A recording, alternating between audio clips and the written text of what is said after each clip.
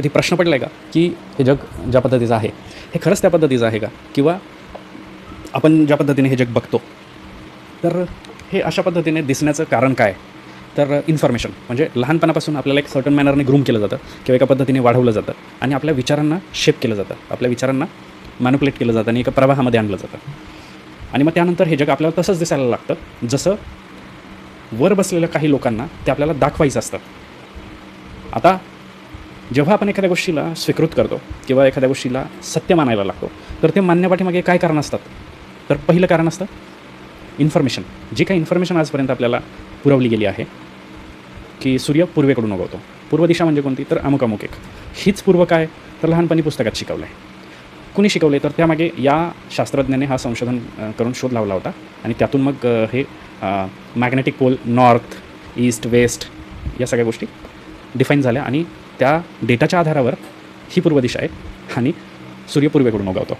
आता हा जो डेटा आपल्याला प्रोव्हाइड केला गेला आहे, हा डेटा जर मॅनिप्युलेटेड असेल तर, किंवा हा डेटा जर बनाव म्हणून बनवलेला असेल तर, कारण इन्फॉर्मेशनला जेव्हा डिकोड केलं जातं तेव्हा दोन पद्धतीचं इन्फॉर्मेशन आपल्याला पाहायला मिळतात. एक म्हणजे क्लासिफाईड इन्फॉर्मेशन की जी प्रत्येकांपर्यंत पोहोचली नाही पाहिजे किंवा हिडन असली पाहिजे, सामान्य लोकांच्या कधीच नजरेत आली नाही पाहिजे. आणि रियालिटी जी आहे ती तिथेच लपलेली आहे, म्हणजे वास्तव जे आहे, सत्य जे आहे ते तिथेच लपलेलं आहे. आणि मग दुसरी जी इन्फॉर्मेशन आहे अनक्लासिफाईड, की जी सामान्य लोकांपर्यंत पोहोचली तरी हरकत नाही, इनफॅक्ट ती पोहोचलीच पाहिजे. त्यामुळे लोकांची एक आयडिओलॉजी सेट होईल किंवा लोक एका विचारधारेमध्ये येतील आणि मग त्यानंतर त्यांना मॅनेज करणं सोपं जाईल. ठीक आहे, याच पद्धतीने की एक वाघाचं पिल्लू आहे आणि त्याला लहानपणापासून अशा पद्धतीने वाढवलं की जसं घरात कुत्रा पाळला जातो आहे. आता त्याला माहितीच नाही आहे की मी जंगलाचा राजा आहे, मी शिकार करतो किंवा मी हिंस्र प्राण्यांमध्ये येतो आहे. ह्या सगळ्या गोष्टी जर त्याला शिकवल्याच नाही, त्याच्यात शिकारीचं स्किलच आलं नाही, तर तो हिंस्र नाही होणार आहे.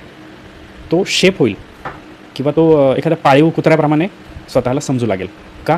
तर त्याला जे काही लहानपणापासून वाढत असताना ग्रूम केले गेले त्या पद्धतीने त्याची रियालिटी शेप झाली.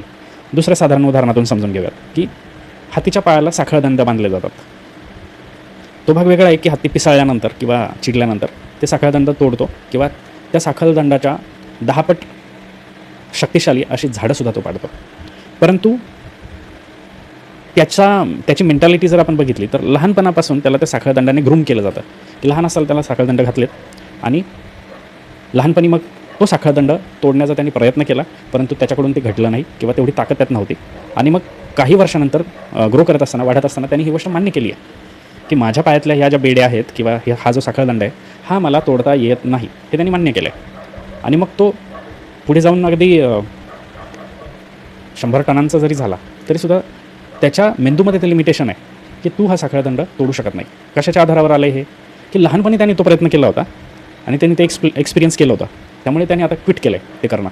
हां, जेव्हा तो चिडलेला असतो तेव्हा त्याचं माइंड जे आहे ते वेगळ्या पद्धतीने काम करतं आणि मग तो साखळदंड काय आणि त्यापेक्षा स्ट्रॉंग काहीतरी बांधला असेल तरी ते सुद्धा तोडून तो बाहेर पडू शकतो.